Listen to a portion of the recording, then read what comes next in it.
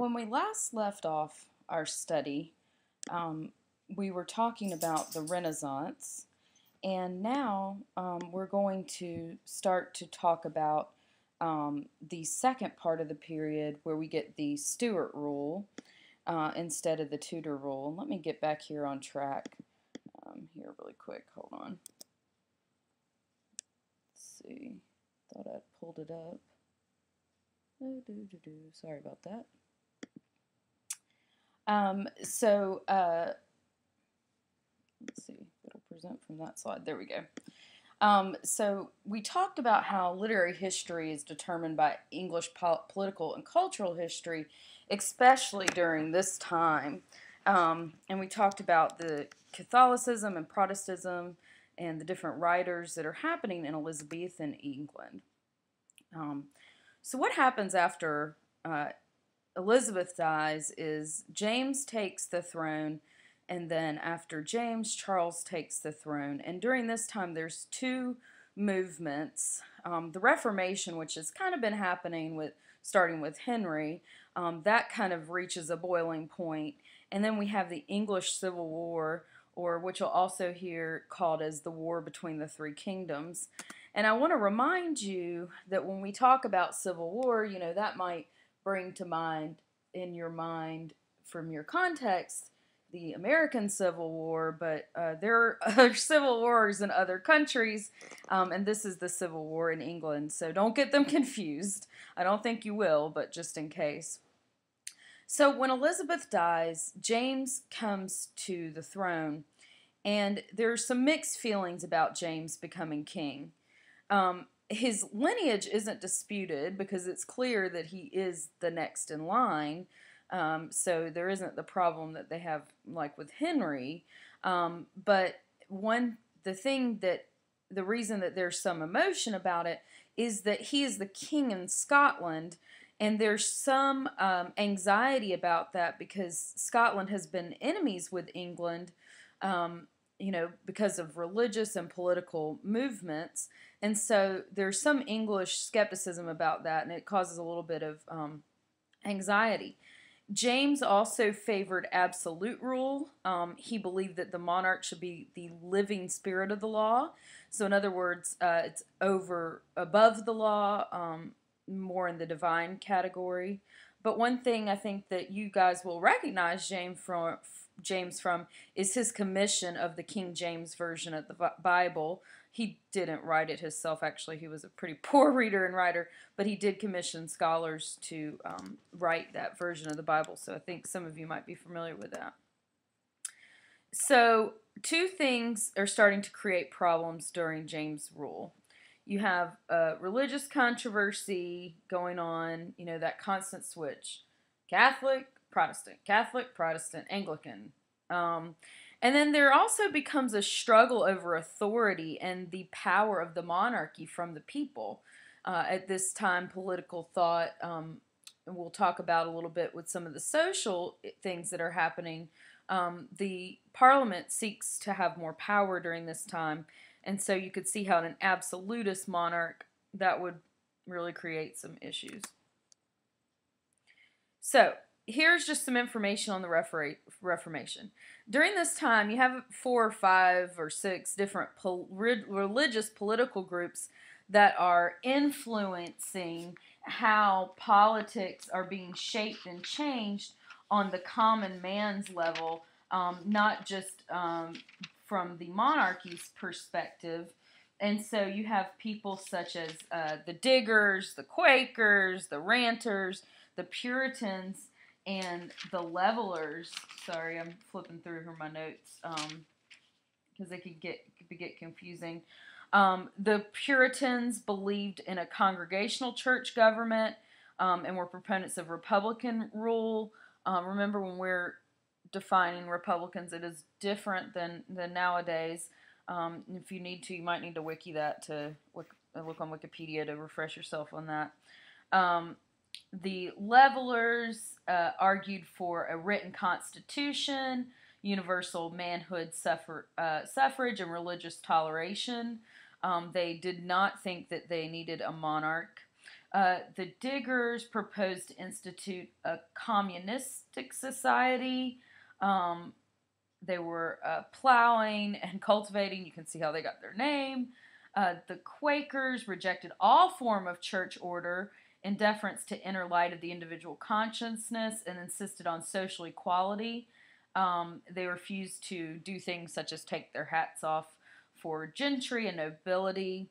And then you had the Ranters, and they denied the authority of Scripture and saw God everywhere in nature. They thought that Scripture was written by man, and that is especially important when you talk about that King James version of the Bible. Kind of sparks that idea. So there are these political groups that become part of, and the Reformation becomes part of the Civil War.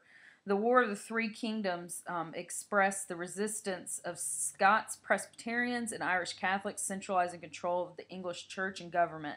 And so this control of the church and the dissenting opinions starts to cause some issue.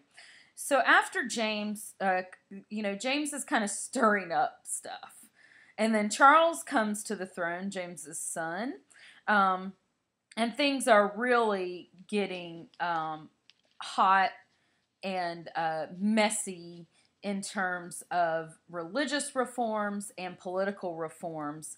And Charles takes the country into the English Civil War, or as it's also called, the War of the Three Kingdoms. And that's because when we say English Civil War, it can get a little confusing because you'd think it would just be like the north and south of England. But actually, it's the three kingdoms that become at war: England, Scotland, and Ireland. And still today, if you're reading some of the news lately about Scott and Irish independence, you can still see some of those leftover residuals of the Civil War in Great Britain. And I know we often think of anyone from those countries as English, but the Irish, the Scots, and the English, they all have, and the Welsh, they all have different political opinions, and they can sometimes be subversive to one another, and there's still some racism amongst those three groups. In America, we often think of racism having to do with color when we talk about racism in our Civil War and slavery, but in England, it really has to do with nationalism in the countries. Not that racism according to skin color doesn't exist in England. It actually very well does. So here's a quick history lesson for you. So what causes the Civil War? And there are so many things that go into causing an entire country to have a fight. But here are just some things that you can see what Parliament in England did and what Charles did that kind of moved things along. So Parliament at this time is demanding for rights and legislative control of the citizen and less control of the monarchy, and they are attempting to dominate Ireland and Scotland. Charles, on the other hand, is really ticking Parliament off by imposing heavy taxes. He starts to impose Anglican worship and episcopal authority over the Puritans and the Presbyterians. That makes him extremely unpopular with the Parliament. And for 11 years, called the 11 Years' Tyranny, he dissolves Parliament and doesn't even allow them to meet. And that really just ticks them off because they have no power or no control when they aren't allowed to meet. And Parliament is not allowed to meet unless the monarchy calls Parliament into session. So, what happens? How do these things end out in all-out war? So, first we'll go to Scotland. The king imposes Anglican liturgy. What that means is that he decides the Scottish Kirk, which is another word for church, must follow the Anglican doctrine in all of their churches. So it would be like a ruler coming in and to the First Baptist Church down the street and saying, yeah, on Sunday your sermon is going to be Catholic, okay? Or First Presbyterian Church, and saying, okay, on Sunday your sermon is going to be Anglican, and this causes an uprising in 1639. There's two different uprisings, and so even though the king has not previously opened Parliament, he reopens it to ask them for money. So the king opens Parliament, even though they're ticked off at him that they've been heavily taxed and he hasn't allowed them to meet, in order to say, hey, can I have more money? So Parliament already has a couple of bones to pick with Charles. They've been shut down. They don't like that the Archbishop Laud is imposing all of this Anglican idealism. And they say basically, no, you cannot have any money to fight Scotland. You're on your own. So this ticks Charles off, and he shuts them down again. And this causes soldiers to rampage and destroy churches in England. In 1640, the Scots defeat the king's army, and John Penn, who is the head of Parliament, uses this defeat to criticize the king and sentences the leader of the king's army to death. And the king is reluctant to do this. He doesn't want to do this, but he has to do this in order to kind of cover his own behind. So then we go to Ireland. So after this, two rebellions break out in Ireland over religion and over Scottish and English settlers in Ireland. The press in England exaggerates the number of deaths in these rebellions, like by triple. And so this causes public outcry and outrage. And Pym, remember he's the lead of the House of Commons, says that there's no help to be for Charles unless he dismisses the guilty councillors and signs the execution order. And all the while he's doing this, Oliver Cromwell, who you'll remember from the previous lecture, how he does become ruler eventually, he tries to institute his own head of the army to destabilize the king's power. And in January of 1642, the king tries to impeach Pym and four others from the House of Commons. It doesn't work. The king flees London because of the fear of being executed. And on January of 1649, the king, Charles I, is sentenced to death as a tyrant and a traitor. And if you look in our textbook on page, hold on, let me look. Sorry, guys. On page 648, you can see, not 648, sorry. My bad. This is the one in that perspective section that has the history of the Civil War. One comment, that's on page, if you look on page 1678, you can see a really cool image of a German print of the execution of Charles. It doesn't actually show him being executed, but it's an interesting historical print. One of the comments I will make about the text is it's a hard job. They're trying to distill all of this history into just a few pages, but I do feel sometimes when you read the Longman, it kind of skips all over the place, and you really already have to have a knowledge of the history to understand it. So I do hope, the reason I take up so much time in the history of these lectures is because I hope to make it a little more clear for you what's happening on the timeline. So Charles I is executed. His son Charles II flees to France, and that's where he stays until the restoration of the monarchy comes later, and that'll be our next book. And during this time, Cromwell becomes Lord Protector of the Commonwealth. Okay, you got it? You got the history? How does this shape the literature?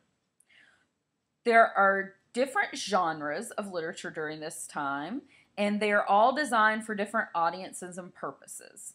And there's public audiences and private audiences. I don't think that's really that unlike today. It's the difference in a public tweet and something that you share only privately with your followers. And so this kind of shapes, because of the war, it shapes literature in the public and the private spheres, because they don't want to circulate things that could possibly have them condemned to death. or they do want to circulate political ideals and things like that in the public. And these things are published and performed. So the types of genres, and genres are different. A genre is like a different type of medium that is worked in literature. And the types of genres that are public are epic narratives, stage plays, and satire. The author had to be aware of an audience that would have a varied taste and background.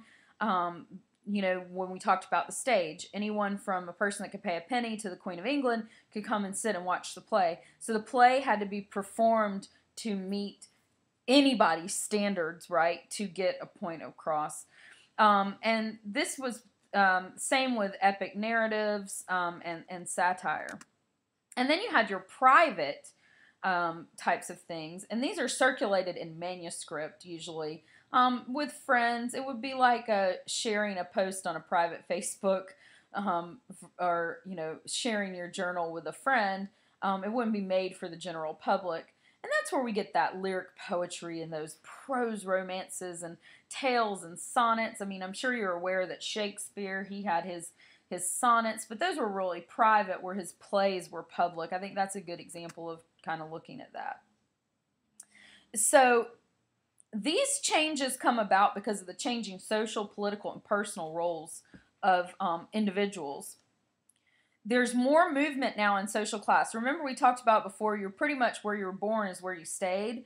But now, because of the change in politics, the ladder could go both ways. You could move up or down. It's not as easy as, like, say, today, but there was a little bit more movement. A person in the aristocracy could be ruined and forced to go into lower class, or a person in the lower class could, though difficult, sometimes move up. They could even buy coats of arms and things like that based on economics. So there's movement based economically. If you can come up with the money, you can buy a peerage. You can buy a place in the parliament. You have the rise of the House of Commons. You might need to look up, if you're unfamiliar with how Parliament is set up, in order to understand this stuff better, it might be a good idea for you to look up how Parliament is structured. But just to give you the gist of it, you have the House of Commons and the House of Lords. And the Lords are the titled aristocratic people. They vote in that house. And then the Commons are people that are elected by the people of common folk. But trust me, if you're in the House of Commons, you've got money, okay? You still got money. And they work supposedly with the monarch to create law, depending on the monarch. So it's really this economic class, okay? And because of the shifts in urban and rural society, the idea that a person inherited a way of life no longer really applied. And so this totally changes how you shape writing literature. Everything can move from being so religiously focused, and now it can be about social climbing, about how do you move to the next step. Everyone can become a critic, that sort of thing. Religious shifts also influence this stuff. Things are repeating from, you get your medieval Catholicism, then you have Henry and his Protestantism, then back to Catholic with Mary, and then the Anglican Church with Elizabeth, and then the big fight over Anglican and Presbyterian with Charles. And this, combined with the economical changes, cause a cultural change in how things are written. Because people used to think that if you changed how you worship, that could cause the apocalypse. And now they realize over a couple hundred years, well, we've had lots of changes and the apocalypse hasn't come. Okay. So, literature at this time also becomes a business. You have the patron system. So, different aristocrats would hire different authors to patronize. And so, they would pay to have a poet on staff. And this worked for several things. It wasn't just for entertainment. The poet might write up legal documents. They might, write things for entertainment as well. And so they were paid to write. And so sometimes when we're reading some of the different plays or poems, we have to consider who the patron of that person was at the time, because that can sometimes influence it. If we talk about someone like Andrew Marvell, he didn't have a patron. He didn't intend for his works to ever get published, and so he's really writing from his own artistic lens. At this time, you also have the advent of the printing press. So instead of carving those elaborate stamps, you can now print things more readily with those stamps. It's not movable type like we get in the 19th century, so it's not as fast, but you can publish things more easily. Like I was talking about public versus private things, you have people that are, because of the advent of print, they can circulate their own manuscripts, or they can publish things for their private, or they can publish things for the public. Publication, the public, makes sense. So you also get a difference in the voice of a speaker versus the artist. And I think this is really important when you're reading poetry, to think of that persona. Especially if someone is being patronized or has a patron that is paying for them to write. Sometimes the voice can be of the speaker, of their patron, and not necessarily of the artist. You also, right now, in the business of literature, have some issues with copyright and censorship. A lot of things that are going to be made public have to go through the archdiocese and have to be passed through the religious orders as well as the monarchy before they are made public. That does not mean that there weren't artists that didn't try to go around this at all. Okay. I'm going really fast, I know, but... So finally, the takeaway are the war and the artist. Political identity shaped artists. Milton, Marvell, Hobbes. When we move into the next section for the Reformation, we'll see how the chaotic time created a structured movement in the next period. But in this time, things are chaotic. And so you have different voices from all different sides of the different political debates in the Civil War that are happening. Marvell, I put him in between Milton and Hobbes, not because of timing, but because he tries to play the middle. He goes on either side. Milton and Hobbes are completely didactic from each other. Okay. All right, so I hope that this quick history has given you an idea of how the history of England is shaping the literature, and I hope this will help you in your studies in this book.